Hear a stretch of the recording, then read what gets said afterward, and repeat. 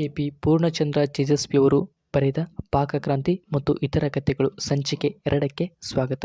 ನೀವಿನ್ನು ಸಂಚಿಕೆ 1 ನೋಡಿಲ್ಲದಿದ್ದರೆ ಆ ವಿಡಿಯೋದ ಲಿಂಕನ್ನು ಡಿಸ್ಕ್ರಿಪ್ಷನ್ನಲ್ಲಿ ನೀಡಿರುತ್ತೇನೆ. ಅದನ್ನು ನೋಡಿ ಆಮೇಲೆ ಈ ವಿಡಿಯೋವನ್ನು ನೋಡಿ. ನನ್ನ ವಿಜ್ಞಾನಿ ಮಿತ್ರ ಒಂದು ಗುಟುಕು ಕಾಫಿ ಕುಡಿದವನೇ ಫಾಲಿಡಾಲ್ ಕುಡಿದವನಂತೆ ಮುಖ ಮಾಡಿ ತಲೆ ತಪ್ಪಿಸಿಕೊಂಡು ಓಡಿ ಹೋದುದನ್ನು ನೋಡಿ ಇವನೊಬ್ಬ ಕ್ರಾಂತಿ ವಿರೋಧಿ ಪ್ರತಿಗಾಮಿ ಎಂದು ತೀರ್ಮಾನಿಸಿದೆ. ಏಕೆಂದರೆ ಕಾಫಿ ಚೆನ್ನಾಗಿಲ್ಲದಿದ್ದರೆ ಅದನ್ನು ನೇರವಾಗಿ ಹೇಳಿ ಕುಳಿತುಕೊಂಡು ಚರ್ಚಿಸಬಹುದಿತ್ತು.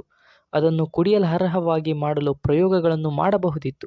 ಹೋಮಿಯೋಪತಿ ಚಿಕಿತ್ಸೆ ಜ್ಞಾಪಿಸಿಕೊಂಡು ಹೇಳಿದ್ದು ಸುಳ್ಳೇ ಇರಬಹುದು. ಏಕೆಂದರೆ ನಮ್ಮಲ್ಲಿಗೆ ಬರುವ ಮೊದಲೇ ಕಾಫಿ ಕುಡಿದು ಬಂದಿದ್ದೇನೆಂದು ಅವನೇ ಹೇಳಿದ್ದ. ಹಾಲು ಸಕ್ಕರೆ ಹಾಕಿದ್ದ ಬೆರಕೆ ಕಾಫಿ ಕುಡಿಯುತ್ತಾ ಜ್ಞಾಪಕಕ್ಕೆ ಬರದಿದ್ದ ಹೋಮಿಯೋಪತಿ ಚಿಕಿತ್ಸೆ ನನ್ನ ಕರಿಯ ಫಾರಿನ್ ಕಾಫಿ ಕುಡಿಯುತ್ತಾ ಮಾತ್ರ ಹಠಾತ್ತಾಗಿ ಜ್ಞಾಪಕಕ್ಕೆ ಬಂತೆ. ಇಲ್ಲಿ ಇದ್ದರೆ ನನ್ನ ಪಾಕಕ್ರಾಂತಿಯ ಪ್ರಯೋಗಗಳಿಗೆಲ್ಲ ಯಜ್ಞಪಶು ಆಗಬೇಕಾಗುತ್ತೆಂದು ಹೆದರೆ ಅವನು ಓಡಿದ್ದಿರಬೇಕು.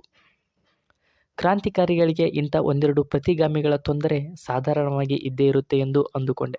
ಆದರೆ ನಾನು ನಮ್ಮ ನಾಯಿಮರಿಗೆ ಊಟ ಹಾಕಿದಾಗಲೇ ನನಗೆ ಗೊತ್ತಾಗಿದ್ದು ನನ್ನ ಸುತ್ತಮುತ್ತ ಬರೇ ಪ್ರತಿಗಾಮಿಗಳೇ ತುಂಬಿ ಹೋಗಿದ್ದಾರೆಂದು. ನಾಯಿಮರಿಯನ್ನು ಕರೆದು ಅದರ ತಟ್ಟೆಗೆ ಅನ್ನ ಹಾಕಿದಾಗ ಅದು ಎಂದಿನಂತೆ ಗಬಗಬ ಊಟ ಮಾಡದೆ ಅನ್ನವನ್ನು ಒಂದೆರಡು ಸಾರಿ ಮೂಸಿ ನೋಡಿತು. 2 ನಿಮಿಷ ನಿಂತುಕೊಂಡು ಗಾಢವಾಗಿ ಆಲೋಚನೆ ಮಾಡಿತು. ಜೀವನವೆಲ್ಲ ನಶ್ವರ ಕ್ಷಣಿಕ ಎಂದು ಅದಕ್ಕೆ ವೈರಾಗ್ಯ ಬೋಧನೆಯಾಯಿತೋ ಏನೋ. ಊಟ ಮಾಡದೆ ನೆಟ್ಟಗೆ ಹೋಗಿ ಮರದ ನೆರಳಿನಲ್ಲಿ ಕುಳಿತುಕೊಂಡಿತು. ಅನ್ನದ ಬಗ್ಗೆ ಅದಕ್ಕಿದ್ದ ನಿರಾಸಕ್ತಿ ನೋಡಿ ನನಗೆ ಗಾಬರಿಯಾಯಿತು. ಕೊನೆ ಪಕ್ಷ ಕಾಫಿಯನ್ನು ಒಂದು ಗುಟುಕಾದರೂ ಚಪ್ಪರಿಸಿದ ನನ್ನ ವಿಜ್ಞಾನಿ ಮಿತ್ರನಂತೆ ರುಚಿ ಸಹ ನೋಡದೆ ಕೇವಲ ವಾಸನೆಯಿಂದಲೇ ನನ್ನ ಪಾಕ ಸಾಮರ್ಥ್ಯದ ಯೋಗ್ಯತೆ ತಿಳಿದುಕೊಂಡು ದೂರ ಹೋಗುವುದೇ?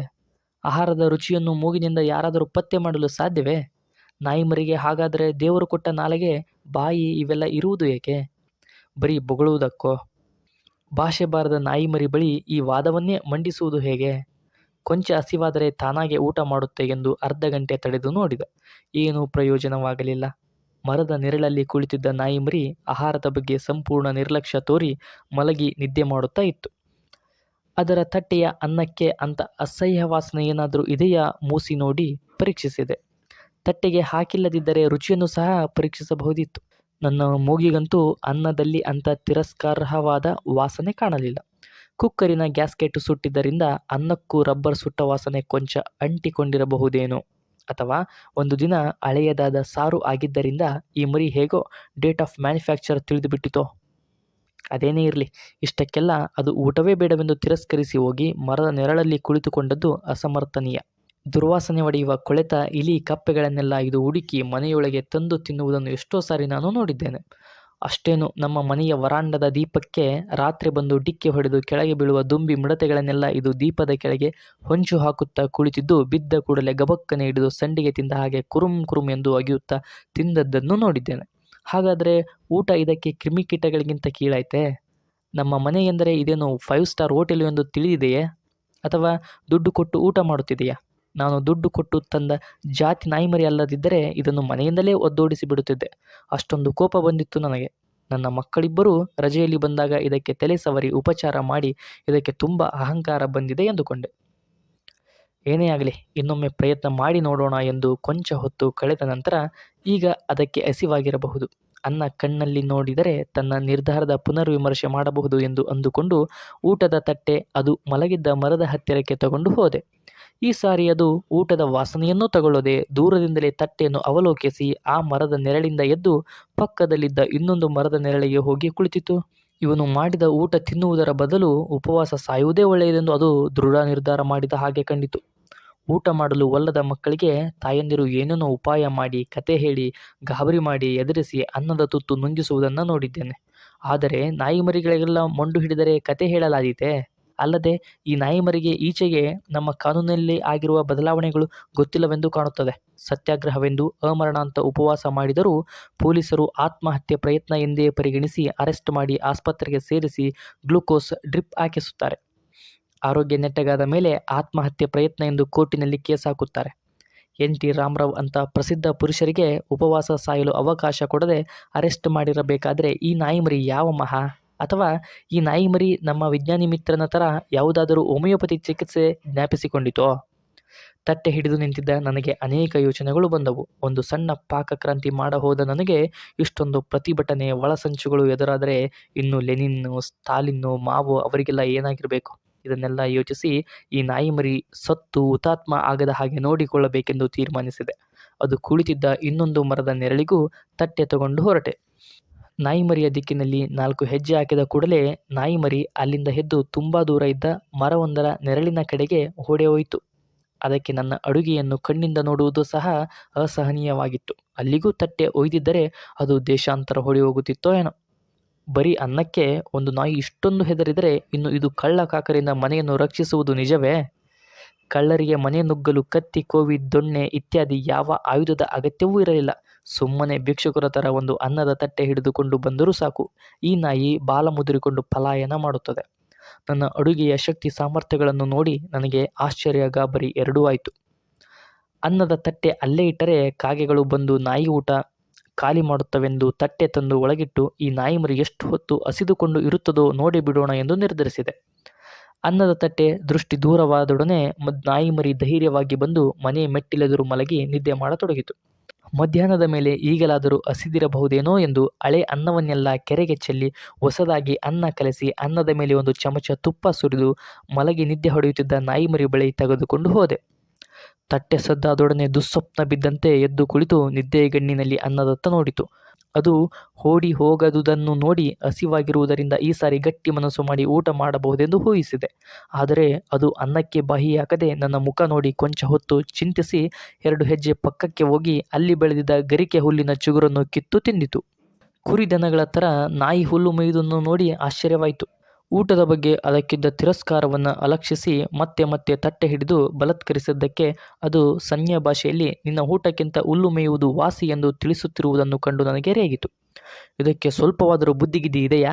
ಊಟ ಬೇಡದಿದ್ದರೆ ಉಪವಾಸ ಸಾಯಲಿ, ಆದರೆ ಈ ರೀತಿ ಕಣ್ಣೆದುರುಗಿದ್ದ ಊಟ ತಿರಸ್ಕರಿಸಿ ಹುಲ್ಲು ತಿಂದು ಅವಮಾನ ಮಾಡುವುದೆಂದರೇನು? ಸ್ವಲ್ಪವಾದರೂ ಟೇಬಲ್ ಮ್ಯಾನರ್ಸ್ ಇದೆಯಾ? ಇದಂತೂ ನಾಯಿಮರಿಯ ಉದ್ದೇಶಪೂರ್ವಕ ವರ್ತನೆ ಅನ್ನುವುದರಲ್ಲಿ ಅನುಮಾನವೇ ಇರಲಿಲ್ಲ. ಇಂಥ ಕೆಟ್ಟ ನಾಯಿಮರಿಗೆ ಊಟ ಮಾಡುವಂತೆ ಪೂಸಿ ಹೊಡೆಯುವುದು ಮೂರ್ಖತನವೇ ಸರಿ. ಅದನ್ನು ಎಳೆದೊಯ್ದು ಶೆಡ್ಡಿನಲ್ಲಿ ಕಂಬಕ್ಕೆ ಕಟ್ಟಿ ಬಂದೆ. ಅದು ಉಪವಾಸ ಮುಷ್ಕರ ಮಾಡುವಂತಿದ್ದರೆ ಅದು ಅಸಲಿ ಉಪವಾಸ ಮುಷ್ಕರ ಆಗಿರಬೇಕು. ಅದು ಬಿಟ್ಟು ನನ್ನೆದುರು ಉಪವಾಸದ ನಾಟಕ ಆಡಿ ಆಮೇಲೆ ಅಲ್ಲಿ ಇಲ್ಲಿ ಹೋಗಿ ಸಿಕ್ಕಿದ ಸತ್ತಿದ್ದು ಕೊಳೆತದ್ದು ಉಳಿತಿದ್ದು ತಿಂದು ಬಂದರೆ ಅದನ್ನು ಅಮರಣ ಅಂತ ಉಪವಾಸ ಎನ್ನುತ್ತಾರೆಯೇ? ನಮ್ಮ ರಾಜಕಾರಣಿಗಳು ಮಾಡುವ ಉಪವಾಸದ ನಾಟಕಕ್ಕೂ ನಾಯಿಮರಿ ಪ್ರತಿಭಟನೆಗೂ ಏನು ವ್ಯತ್ಯಾಸ ಇರುತ್ತೆ ಆಗ? ಅದನ್ನು ಶೆಡ್ಡಿನಲ್ಲಿ ಕಟ್ಟುತ್ತಾ ನನಗೆ ಒಂದು ಯೋಚನೆ ಬಂತು. ಈ ಮರಿಗೆ ರುಚಿಗಿಂತ ವಾಸನೆಯೇ ಮುಖ್ಯ ಎಂದಾದರೆ ಯಾಕೆ ಅನ್ನಕ್ಕೂ ವಾಸನೆ ಬರುವಂತೆ ಮಾಡಬಾರದು ಎಂದು. ಆದರೆ ವಾಸನೆಯಲ್ಲಿ ಬೇಕಾದಷ್ಟು ಥರ ಇದೆ. ಈ ನಾಯಿಮರಿ ಕೊಳೆತ ಕಪ್ಪೆ, ಇಲಿ ತಿನ್ನುವುದಾದರೆ ಅದಕ್ಕೆ ಈ ಥರದ ದುರ್ವಾಸನೆ ಇಷ್ಟ ಎಂದಾಯಿತು. ಆದರೆ ನಾನು ಕೊಳೆತ ಕಪ್ಪೆ, ಇಲಿಗಳನ್ನು ತರುವುದು ಎಲ್ಲಿಂದ? ನಾಯಿಮರಿಯೇನೋ ವಾಸನೆಯಲ್ಲಿ ಪತ್ತೆ ಮಾಡುತ್ತೆ, ನನಗೆ ಸಾಧ್ಯವೇ? ನಾನು ತುಂಬ ಯೋಚನೆ ಮಾಡಿ ಕೊನೆಗೆ ಬೇರೆ ಅಂಗಡಿಯಲ್ಲಿ ದೊರೆಯುವ ಒಣಮೀನು ತಂದು ಪ್ರಯೋಗ ಮಾಡಿ ನೋಡುವುದೆಂದು ನಿರ್ಧರಿಸಿದೆ. ಏಕೆಂದರೆ ವಾಸನೆಯಲ್ಲಿ ಅದು ಕೊಳೆತ ಇಲಿ ಕಪ್ಪೆಗಳನ್ನೂ ಮೀರಿಸುತ್ತಿತ್ತು. ಅದನ್ನು ಎಣ್ಣೆ ಹಾಕಿ ಹೆಂಚಿನ ಮೇಲೆ ಹುರಿದರೆ ಇಡೀ ತಾಲೂಕಿನ ನಾಯಿಗಳೆಲ್ಲ ನನ್ನ ಮನೆ ಎದುರು ಕ್ಯೂ ನಿಲ್ಲುವುದರಲ್ಲಿ ಸಂಶಯ ಇರಲಿಲ್ಲ. ಆದರೆ ದುರ್ವಾಸನೆಯ ಎದುರು ನಾಯಿಮರಿಯ ಮೊಂಡಾಟ ನಡೆಯುವುದೇ ಇಲ್ಲ ಎಂದು ಯೋಚಿಸಿದೆ. ರಾತ್ರಿ ದೀಪ ಇರಲಿಲ್ಲ, ಕಗ್ಗತ್ತಲು. ನಮ್ಮೂರಲ್ಲಿ ಕರೆಂಟು ಹೋದರೆ ಕತ್ತಲು ಹೇಗೆ ಕವಿಯುತ್ತದೆ ಎನ್ನುವುದು ನೋಡಿದರೆ ಅರ್ಥವಾಗುವುದು. ಪೇಟೆಗಳಲ್ಲಿ ಬೀದಿ ದೀಪಗಳೋ ಅಥವಾ ಅಕ್ಕಪಕ್ಕದ ಸಾಲಿನ ದೀಪಗಳೋ ಇಲ್ಲವೇ ಓಡಾಡುವ ವಾಹನದ ದೀಪಗಳು ಕಣ್ಣಿಗೆ ಬೀಳುವುದರಿಂದ ಬೆಳಕೆನ್ನುವುದು ಹೇಗಿರುತ್ತದೆಂದು ಮರೆಯುವುದಿಲ್ಲ. ಆದರೆ ಇಲ್ಲಿ ಕರೆಂಟು ಹೋದರೆ ಇದ್ದಕ್ಕಿದ್ದಂತೆ ಇಡೀ ಪ್ರಪಂಚ ಹಿಂಕಿನ ಸಮುದ್ರಕ್ಕೆ ಧುಮುಕಿ ಮುಳುಗಿ ಹೋದಂತೆ ಕಾಣುತ್ತದೆ. ಬೆಳಕೆನ್ನುವುದರ ಅರಿವೆ ಮರೆತು ಹೋಗುವಂತಹ ಗಾಢಾಂಧಕಾರ. ಬೆಂಕಿ ಪೆಟ್ಟಿಗೆ ಮೊಂಬತ್ತಿ ಹುಡುಕಿಕೊಂಡು ಗೋಡೆ ತಳುವುತ್ತಾ ಪಾತ್ರೆ ಪರಡಿ ಉರುಳಾಡಿಸುತ್ತಾ ಓಡಾಡಬೇಕು. ಕುರ್ಚಿ ಮೇಜುಗಳ ಮೈದಡವಿ ಗುರುತಿಸಿ ಮನೆಯ ಯಾವ ಭಾಗದಲ್ಲಿದ್ದೇನೆಂದು ಲೆಕ್ಕ ಹಾಕಬೇಕು. ಬೆಂಕಿ ಪೆಟ್ಟಿಗೆ ಇಟ್ಟಲ್ಲಿ ಇಲ್ಲದಿದ್ದರಂತೂ ಮುಗಿದೇ ಹೋಯಿತು. ನಾನು ಕತ್ತಲಲ್ಲಿ ಊಟ ಮಾಡುತ್ತಾ ನನ್ನ ಪುರಾತನ ಸಾರನ್ನು ಸರಿಯಾಗಿ ನೋಡಲು ಮೊಂಬತ್ತಿ ಬೆಳಕಿನಲ್ಲಿ ಸಾಧ್ಯವಾಗಲಿಲ್ಲ. ಅದರೊಳಗೆ ಅಸ್ಪಷ್ಟವಾಗಿ ಕಂಡ ಕಪ್ಪು ಚುಕ್ಕೆಗಳನ್ನು ಸಾಸಿವೆ ಎಂದೇ ತಿಳಿದೆ. ಆದರೂ ಊಟ ಮಾಡುತ್ತಾ ಒಗ್ಗರಣೆಗೆ ಇಷ್ಟೊಂದು ಸಾಸಿವೆ ಯಾಕೆ ಹಾಕಿದೆ ಎಂದು ಒಮ್ಮೆ ಯೋಚಿಸಿದೆ. ಊಟ ಎಲ್ಲ ಮುಗಿಯುವ ಹೊತ್ತಿಗೆ ಇದ್ದಕ್ಕಿದ್ದ ಹಾಗೆ ಕರೆಂಟ್ ಬಂತು. ಸ್ವಿಚ್ಚು ಮೊದಲೇ ಹಾಕಿದ್ದರಿಂದ ಜಗ್ಗನೆ ಊಟದ ಮೇಜಿನ ಮೇಲೆ ಬಿಸಿಲು ಬಿದ್ದಂತೆ ಬೆಳಕು ಪ್ರವಹಿಸಿತು. ಸಾರಿನೊಳಗಿನ ಸಾಸಿವೆಗಳತ್ತ ಕಣ್ಣು ಹಾಯಿಸಿದರೆ ಸಾಸಿವೆಗಳಿಗೆಲ್ಲ ಕೈಕಾಲು ಮೀಸೆಗಳಿವೆ. ಕೆಲವು ಇನ್ನೂ ಜೀವಂತವಾಗಿ ಸಾರಿನೊಳಗೆ ಈಜಾಡುತ್ತಿವೆ. ಸಾರಿನ ಪಾತ್ರೆಯ ಮೇಲೆಲ್ಲ ನೂರಾರು ಇರುವೆಗಳು ಗಡಿಬಿಡಿಯಲ್ಲಿ ಭರದಿಂದ ಓಡಾಡುತ್ತಿವೆ. ಮೊಂಬತ್ತಿ ಬೆಳಕಿನಲ್ಲಿ ಇವುಗಳ ಅರಿವೇ ಇಲ್ಲದಂತೆ ಊಟ ಮಾಡಿದ್ದೇನೆ. ಸುಮಾರು ಇರುವೆಗಳನ್ನು ತಿಂದು ತೇಗಿರಬಹುದು. ಇರುವೆ ತಿಂದನೆಂದು ನನಗೇನು ಬೇಸರವಾಗಲಿಲ್ಲ. ಏಕೆಂದರೆ ಅಂಥ ದುರ್ವಾಸನೆಯ ಒಣಮೀನನ್ನೇ ನಾಯಿಮರಿ ಅತ್ಯಾಸಕ್ತಿಯಿಂದ ಊಟ ಮಾಡಿರಬೇಕಾದರೆ ಚಿಕ್ಕ ಚುಕ್ಕೆಗಳಂತಿರುವ ಈ ಇರುವೆಗಳನ್ನು ಅಕಸ್ಮಾತ್ ನುಂಗಿರುವುದರಿಂದ ನನಗೇನು ಜಾತಿ ಕೆಡುವುದಿಲ್ಲ. ಆದರೆ ನಾಯಿಮರಿ ಕೊಳೆತ ಕಪ್ಪೆಲಿಗಳನ್ನು ತಿನ್ನುವ ಹಾಗೆ ನನಗೆ ಇರುವೆ ರುಚಿ ಹಲ್ಲಿಗೆ ಹಿಡಿದು ಕೊನೆಗೆ ಇರುವೆ ನಂಚಿಕೊಳ್ಳದೆ ಅನ್ನವೇ ಸೇರಿದ ಹಾಗಾದರೆ ಏನಪ್ಪ ಮಾಡುವುದು ಎಂದು ಚಿಂತೆಯಾಯಿತು. ಹಾಳು ಇರುವೆ ಸಾರಿನ ಬಗ್ಗೆ ಅಸಹ್ಯ ಪಡಲು ಯತ್ನಿಸಿದೆ. ಆದರೆ ಅಂಥ ಯಾವ ಭಾವನೆಗಳೂ ನನಗೆ ಬರದ ನನ್ನ ಕೀಳು ಅಭಿರುಚಿಯ ಬಗ್ಗೆ ನನಗೆ ಬೇಸರವೆನ್ನಿಸಿತು. ಅಡುಗೆ ಮನೆಯೊಳಗೆ ಇಣುಕಿದಾಗ ಅಲ್ಲಿ ಕಂಡ ದೃಶ್ಯದಿಂದ ನನಗೆ ಪರಿಸ್ಥಿತಿ ಕೈ ಮೀರಿದೆ ಎನ್ನಿಸಿತು. ಮೊಂಬತ್ತಿಯ ಬೆಳಕಿನಲ್ಲಿ ನನಗೆ ಅಲ್ಲಿ ಇರುವೆಗಳು ಸಾಲುಗಟ್ಟಿ ಹರಿಯುತ್ತಿರುವುದು ಕಂಡಿರಲಿಲ್ಲ. ಕಿಟಕಿಯ ಸಂದಿಯಿಂದ, ನೀರು ಹೋಗುವ ಪೈಪಿನ ರಂಧ್ರದಿಂದ, ನಲ್ಲಿ ಪೈಪಿನ ಮೇಲಿಂದ, ಹೀಗೆ ನಾನಾ ಕಡೆಗಳಿಂದ ಇರುವೆಗಳು ಸಾಲುಗಟ್ಟಿ ಒಳಬರುತ್ತಿದ್ದವು. ಬಹುಪಾಲು ಸಾಲುಗಳು ಒಣಮೀನು ಹುರಿದ ಹೆಂಚಿನ ಕಡೆಗೆ ಸಾಗಿತ್ತು. ಪಕ್ಕದಲ್ಲಿ ಇಟ್ಟಿದ್ದ ಅನ್ನದ ಪಾತ್ರೆಗೂ ಬ್ರೆಡ್ಡಿಗೂ ಮುತ್ತಿದ್ದವು. ಬ್ರೆಡ್ಡಿನೊಳಗೆ ಒಂದು ಬೀಲವನ್ನೇ ಕೊರೆದು ಗಣಿಯೊಳಗಿಂದ ಅದುರು ತೆಗೆದ ಹಾಗೆ ಬ್ರೆಡ್ಡಿನ ಚೂರುಗಳನ್ನು ಹೊತ್ತುಕೊಂಡು ಹೊರಬರುತ್ತಿದ್ದವು. ಬ್ರೆಡ್ಡು ಇರುವೆಗಳಿಗೆ ಬಹು ಅಂತಸ್ತಿನ ಕಟ್ಟಡ ಇದ್ದ ಹಾಗೆ. ಅದರೊಳಗೆ ಇರುವೆ ಸೇರಿದರಂತೂ ಅವನ್ನು ಅಲ್ಲಿಂದ ಉಚ್ಚಾಟಿಸುವುದು ಬಾಡಿಗೆ ಮನೆಯವರನ್ನು ಬಿಡಿಸಿದ ಹಾಗೆ ಅಸಾಧ್ಯವೇ ಸರಿ. ಎಷ್ಟು ಕೊಡವಿ ಇರುವೆಗಳನ್ನು ತೆಗೆದರೂ ಬ್ರೆಡ್ಡಿನ ಪದರಗಳಿಂದ ಅಕ್ಷಯವಾಗಿ ಇರುವೆಗಳು ಹೊರಬರುತ್ತಲೇ ಇರುತ್ತದೆ. ನಾಯಿಗೆ ಊಟ ಆಕರ್ಷಣೀಯವಾಗಿ ಮಾಡಲು ಉಪಾಯ ಮಾಡಿ ಈ ಒಣ ಮೀನನ್ನು ಅಡುಗೆ ಮನೆಯೊಳಗೆ ತಂದಿದ್ದೇ ಈ ಅನಾಹುತಕ್ಕೆ ಕಾರಣ ಎಂದು ಊಹಿಸಿದೆ. ಒಣ ಮೀನಿನ ಪ್ಯಾಕೆಟ್ ಅಡುಗೆ ಮನೆಯೊಳಗೆ ಬಿಚ್ಚುವಾಗಲೇ ಕೇವಲ ಒಂದು ಪದಾರ್ಥ ಅಂಗಡಿಯಿಂದ ಮನೆಗೆ ತರುವುದಕ್ಕೆ ಇಷ್ಟೊಂದು ಬಂದೋಬಸ್ತು ಪ್ಯಾಕಿಂಗ್ ಅಗತ್ಯವೇ ಎಂದು ನನಗೆ ಅಚ್ಚರಿಯಾಗಿತ್ತು. ವಿಕಿರಣ ಸೂಸುವ ಯುರೇನಿಯಂ ಪ್ಯಾಕ್ ಮಾಡಿದ ಹಾಗೆ ಒಣಗಿದ ಬಾಳೆಎಲೆ, ಪ್ಲಾಸ್ಟಿಕ್ ಶೀಟು, ಕಾಗದ ಇತ್ಯಾದಿಗಳನ್ನೆಲ್ಲ ಒಂದರ ಮೇಲೆ ಒಂದರಂತೆ ಅನೇಕ ಪದರಗಳಲ್ಲಿ ಅಂಗಡಿಯನ್ನು ಸುತ್ತಿದ್ದ. ದ್ರೌಪದಿಯ ಸೀರೆಯಂತೆ ಬಿಚ್ಚಿದಷ್ಟು ಒಳಗಿರುವ ಅಸಂಖ್ಯ ಪದರಗಳು ಚಕಿತಗೊಳಿಸಿದವು. ಒಣಮೀನನ್ನು ಕೊಳ್ಳಲು ಬೇರೆ ಅಂಗಡಿಗೆ ಹೋಗಿ ವಿಚಾರಿಸಿದಾಗಲೇ ಓಹೋ, ನಿಮಗೂ ಇದೆಯೋ ಈ ಚಾಳಿ ಎನ್ನುವಂತೆ ಮುಖ ನೋಡಿ ಅಸಹಜ ನಗೆ ನಕ್ಕಿದ್ದ. ಇದೇನು ಕಳ್ಳ ವ್ಯಾಪಾರವೇ ಅಥವಾ ಮಾದಕ ವಸ್ತುವೇ ಅಥವಾ ಅನೈತಿಕ ವ್ಯವಹಾರವೇ? ಅಂಗಡಿಯವನು ಎದ್ದು ಅಂಗಡಿಯ ಹಿಂದೆಲ್ಲೋ ಹೋಗಿ ನಾನು ಕೇಳಿದ್ದನ್ನು ನನಗೆ ತೋರಿಸುವ ಗೋಜಿಗೆ ಹೋಗದೆ ಅಲ್ಲೇ ಪ್ಯಾಕ್ ಮಾಡಿ ತಂದು ನನ್ನ ಕೈಗಿತ್ತ.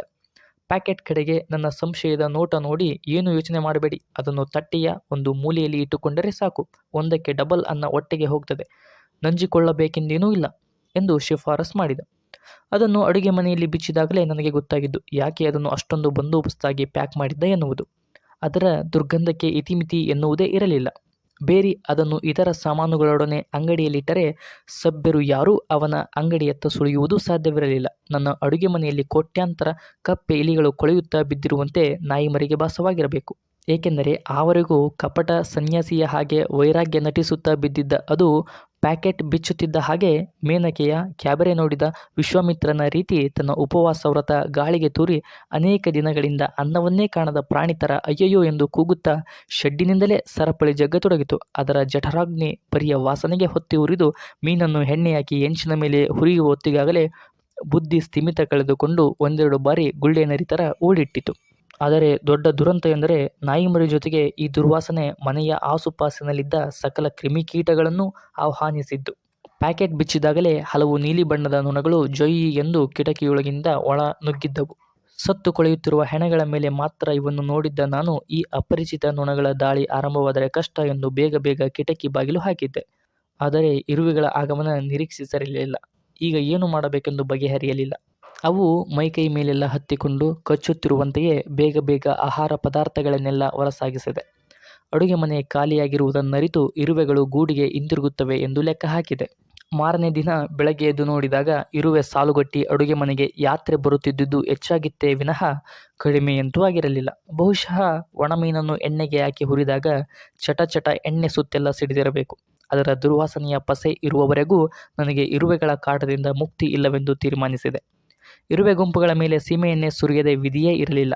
ಆದರೆ ಸೀಮೆಎಣ್ಣೆ ಮನೆಯೊಳಗೆ ಒಂದು ತೊಟ್ಟೂ ಇರಲಿಲ್ಲ. ಸ್ಕೂಟರ್ ರಿಪೇರಿ, ಟಿಲ್ಲರ್ ರಿಪೇರಿ ಇತ್ಯಾದಿಗಳಲ್ಲಿ ಗ್ರೀಸು ತೆಗೆಯಲು, ಎಣ್ಣೆ ತೊಳೆಯಲು ಸೀಮೆಎಣ್ಣೆ ತಗೊಂಡು ಸೀಮೆಎಣ್ಣೆ ಸಂಪೂರ್ಣ ಖಾಲಿಯಾಗಿತ್ತು.